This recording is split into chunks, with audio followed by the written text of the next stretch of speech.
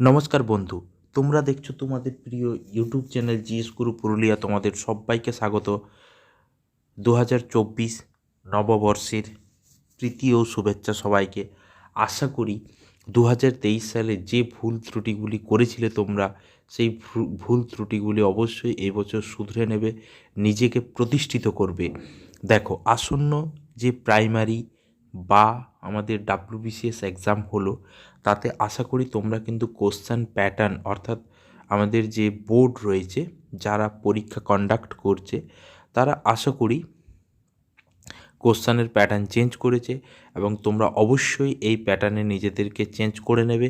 যেহেতু দিনের পর দিন কী হচ্ছে, কম্পিটিশন বাড়ছে, সুতরাং বোর্ড অবশ্যই কিন্তু পরবর্তী যে এক্সামগুলো রয়েছে সেখানে কিন্তু কোশ্চেন প্যাটার্ন অবশ্যই চেঞ্জ করবে। তো যাই হোক, আজকে আমি তোমাদের জন্য আসন্ন যে পিএসসি ক্লার্কশিপ রয়েছে, ফুড এসআই রয়েছে বা মিসলেনিয়াস রয়েছে, আরও বিভিন্ন রকম ডাব্লিউবিপি এক্সাম রয়েছে, তো সে বিষয়ে আমি একটা গুরুত্বপূর্ণ জেনারেল নলেজের ভিডিও নিয়ে আসছি। তো তার আগে যেসব বন্ধু আমার ইউটিউব চ্যানেল নতুন, তারা অবশ্যই চ্যানেলে সাবস্ক্রাইব করে নেবে। যদি ভিডিও ভালো লাগে অবশ্যই লাইক করবে, শেয়ার করবে, কমেন্ট করবে। দেখো বন্ধু, তো জেনারেল নলেজ হলো এমন একটা বিশাল বড় বিষয়, যেখানে কিন্তু ইতিহাস, ভূগোল, current affairs, science, technology, economics, pol science, physics, chemistry, biology সব কিছু মিলিয়ে কিন্তু জেনারেল নলেজ বা জেনারেল স্টাডিজ তৈরি হয়। ঠিক আছে? তো আমাদের পক্ষে এত জানা সম্ভব নয়, কারো না কারো কিন্তু কোনো না কোনো বিষয় নিয়ে দুর্বলতা থাকতেই পারে। তো যাই হোক, তবে যদি আমাদের জিকে সম্পর্কে ভালো ধারণা থাকে, তো যে কোনো এক্সাম হোক না কেন, সে এসএসসি হোক বা পিএসসি হোক বা পুলিশের এক্সাম হোক বা constable exam, GD, miscellaneous, WBCS, যে কোনো এক্সামে কিন্তু তোমরা সফলতা অর্জন করবে। অবশ্যই কিন্তু তোমাদের আশা আকাঙ্ক্ষা সমস্ত কিছু পূরণ হবে। সুতরাং তোমরা যদি তোমাদের জিকেকে নিজের আয়ত্তে আনতে পারো, তবেই তোমরা কিন্তু সফলতা পাবে। তো যাই হোক, আশা করি তোমরা অবশ্যই প্যাটার্ন বুঝতে পেরেছ বোর্ডের। তো সেই মতো করে নিজেদেরকেও চেঞ্জ করে নাও, এবং অবশ্যই বলবো, আমরা এমসিকিউ না পড়ে তোমরা যদি কনসেপ্ট বেস পড়াশোনা করো, তো অবশ্যই কিন্তু সবচেয়ে বেশি সুবিধা হবে। তো যাই হোক, আজ থেকে এমসিকিউর পরে এরপরে যে কোনো চ্যাপ্টারই হোক না কেন, সেটা আমি ডিটেলসে পড়ানোর চেষ্টা করব। আশা করি তোমাদের খুব উপকারে লাগবে। দেখো, তো প্রথম যে কোশ্চেনটি রয়েছে, আমি কোশ্চেনের পুরো এক্সপ্লেনেশন করব। দেখো, এখানে হচ্ছে স্বাধীন ভারতের প্রথম সাধারণ নির্বাচন অনুষ্ঠিত হয় কত সালে? ঠিক আছে, আমাদের ভারতবর্ষ স্বাধীনতা পাই 1947 সালের 15ই আগস্ট। তো তারপরেই আমাদের নির্বাচন শুরু হয়েছিল, যেখানে সুকুমার সেন প্রথম নির্বাচন কমিশনার ছিলেন। তো সেই নির্বাচন হয়েছিল 1952 সালে। তো এর সঠিক উত্তর হয়ে গেল 1952। সুকুমার সেন হচ্ছে আমাদের প্রথম নির্বাচন কমিশনার, এবং ভারতের প্রথম প্রধানমন্ত্রী হচ্ছেন জওহরলাল নেহেরু। ঠিক আছে, এরপর দেখো নেক্সট যে কোশ্চেনটি রয়েছে, সেটা হচ্ছে বন্দিপুর অভয়ারণ্য কোথায় অবস্থিত? অভয়ারণ্য হচ্ছে এমন একটা জায়গা যেখানে কিন্তু পশু পাখি নির্বিচারে বিচরণ করতে পারে, যেখানে কোনো তাদের ভয় থাকে না, এবং এটা কিন্তু পুরোপুরি স্টেট গভর্নমেন্ট দ্বারা পরিচালিত। তো ভারতবর্ষের সারা রাজ্য জুড়ে, অর্থাৎ ভারতবর্ষের সারা দেশ জুড়ে বিভিন্ন জায়গায় কিন্তু অভয়ারণ্য বা ন্যাশনাল পার্ক বা বায়োস্ফিয়ার রিজার্ভ পার্ক রয়েছে। তো যেগুলো খুব ইম্পর্ট্যান্ট, সেগুলো তোমাদেরকে অবশ্যই জেনে রাখতে হবে। তো এখানে বন্দিপুর অভয়ারণ্য কোথায় অবস্থিত? আসামে আমরা দুটো জানি, আসামে রয়েছে কাজিরাঙ্গা, মানস। ঠিক আছে, ঝাড়খণ্ডে রয়েছে পালাউমো, উড়িষ্যাতে রয়েছে সিমলিপাল। তাহলে এর সঠিক উত্তর হয়ে যাবে কিন্তু কর্ণাটক। কর্ণাটকে আরও রয়েছে বানের ঘাটা, এটাও কিন্তু খুব ইম্পর্টেন্ট, এটাও তোমরা অবশ্যই মনে রাখবে। তো বানের ঘাটা ন্যাশনাল পার্ক কোথায় রয়েছে? কর্ণাটক। বন্দিপুর অভয়ারণ্য কোথায় রয়েছে? কর্ণাটক। ঠিক আছে রয়েছে। নেক্সট যে কোশ্চেন রয়েছে, যে কবিরাজ উপাধি কে গ্রহণ করেছিলেন? ঠিক আছে, দেখো, এখানে রয়েছে গুপ্ত রাজা, সমুদ্রগুপ্ত, গুপ্ত বংশের সর্বশ্রেষ্ঠ রাজা স্কন্দগুপ্ত, যাকে ভারতের রক্ষাকর্তা বলা হয়, তিনি হুন আক্রমণ প্রতিহত করেছিল। কুমারগুপ্ত না লক্ষণ সেন? বুড়ো বয়সে রাজা হয়েছিলেন লক্ষণ সেন। তো এর সঠিক উত্তর হয়ে যাবে কিন্তু কবিরাজ উপাধি ধারণ করেছিলেন সমুদ্রগুপ্ত। গুপ্ত। ইতিহাসের প্রতিটি রাজাই কিন্তু কোনো না কোনো উপাধি গ্রহণ করেছিলেন, ঠিক আছে, যেমন শ্রেণিক, প্রণিক, অজাতশত্রু, বা বিম্বিসার, এগুলো তোমরা অবশ্যই মনে রাখবে। তো কবিরাজ উপাধি গ্রহণ করেছিলেন সমুদ্রগুপ্ত। নেক্সট যে কোশ্চেন রয়েছে যে দিল্লির প্রাচীন নাম কী ছিল, ঠিক আছে। আমাদের এনসিয়েন্ট দিল্লি, যেটা বর্তমানে ভারতের রাজধানী, যার যে রাজধানী কিন্তু 1911 সাল পর্যন্ত ভারতের রাজধানী কলকাতা ছিল, কিন্তু পরবর্তীকালে ব্রিটিশরা সেই রাজধানী দিল্লিতে স্থানান্তর করেছিল 1911 সালের পর। বিভিন্ন ইতিহাস রয়েছে এর পিছনে। তো এই দিল্লি, যেটি আজকের দিনে ভারতবর্ষের রাজধানী, তো এর আগে কী নাম ছিল? ইন্দ্রপ্রস্থ, গয়া, অযোধ্যা, পাটলিপুত্র।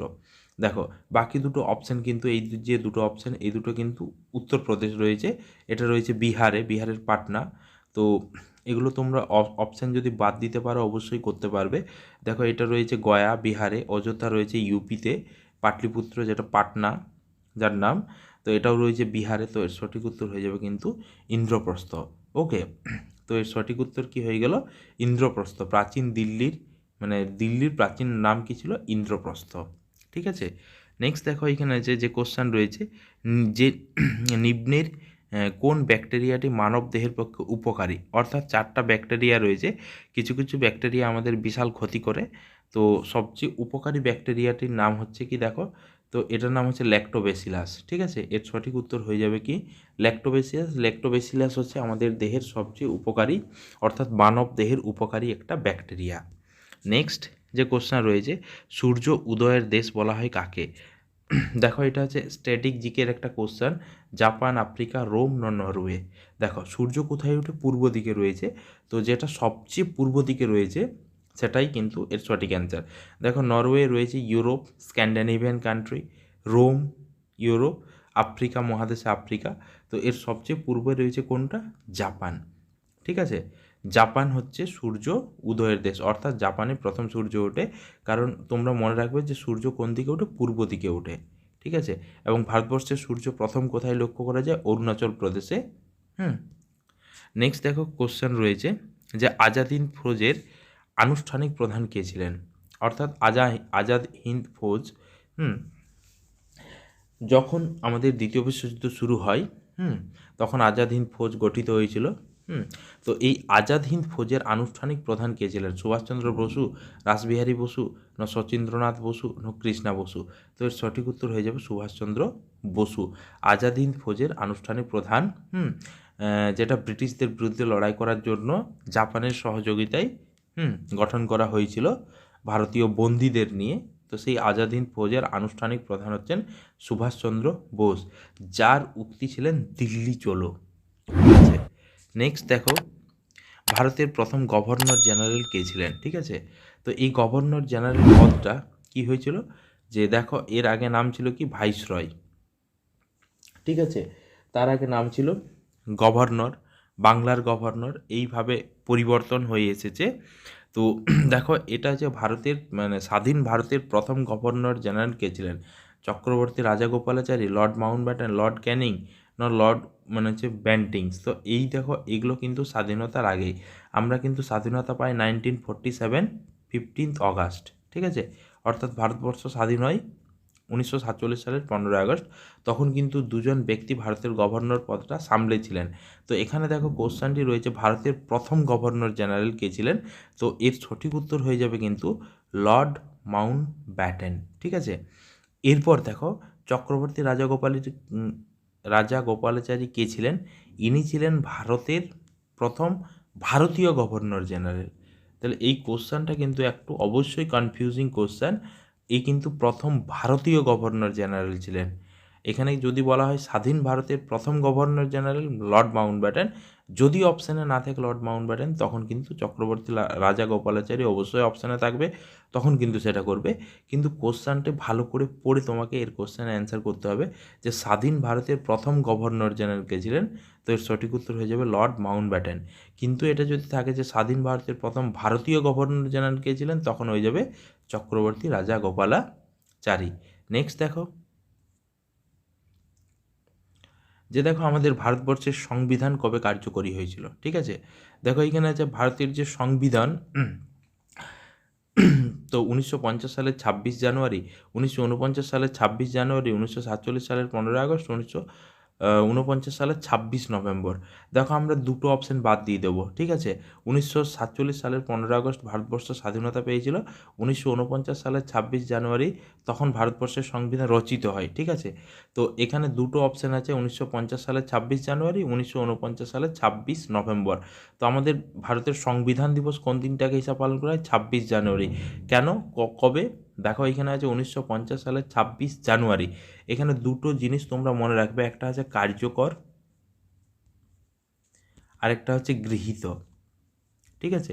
ভারতের সংবিধান রচনা হয়ে গেল, শেষ হয়ে গেল। তো দেখো 1949 সালের 26 নভেম্বর ভারতের সংবিধান রচনা শেষ। দ্যাট মিনস সেটা হয়েছে কি অ্যাডপ্টেড। এখানে দুটো টার্ম রয়েছে, এখানে কি টার্মগুলো রয়েছে সেগুলো দেখো, অ্যাডপ্টেড, আরেকটা হচ্ছে এনাক্টেড। ওকে, তো দেখো এখানে আছে 1950 সালের 26 জানুয়ারি ভারতের সংবিধান কার্যকরী হয়েছিল। তো এটা তোমরা অবশ্যই মনে রাখবে যে এটা হচ্ছে কি, যে 1950 সালের 26 জানুয়ারি ভারতের সংবিধান কার্যকরী হয়েছিল, অ্যানেক্টেড হয়েছিল।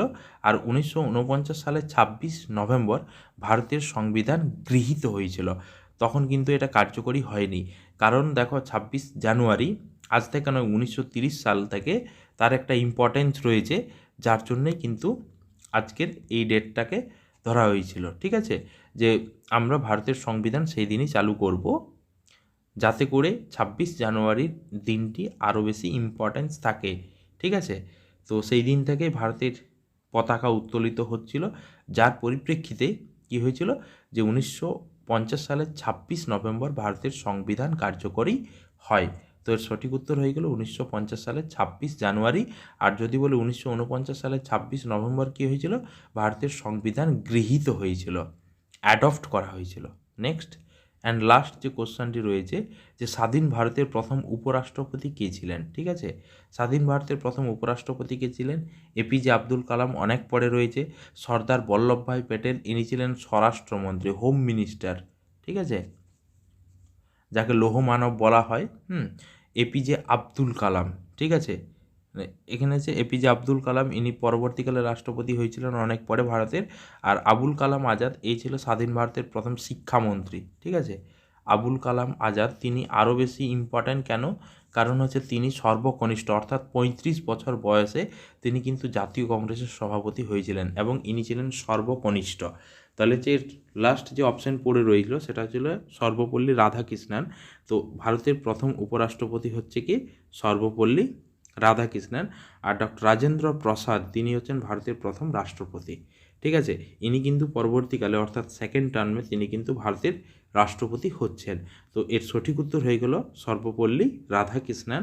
তো যার জন্মদিনকে কেন্দ্র করে আমরা কিন্তু প্রতি বছর 5ই সেপ্টেম্বর সগৌরবে সসম্মানে শিক্ষক দিবস পালন করে আসছি।